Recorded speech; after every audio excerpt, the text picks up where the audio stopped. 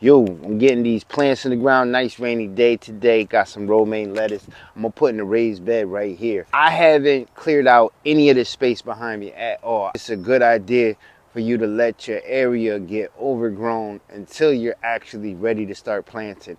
Regenerative agriculture. Everything that's growing wild out there is actually feeding my ecosystem. Flowers out there that's attracting pollinators, homes, food, activity for things like my praying mantis that I need on my farm. So it's good for me to keep that area wild until I'm ready to plant there. Then I'll cut back, you know, and start to prep it and make it nice and pretty like over here on this bed. Even over here, this raised bed here, I haven't prepped that yet. It's growing wild. I'm gonna probably plant there soon. Just before I plant there, I'll clear it out.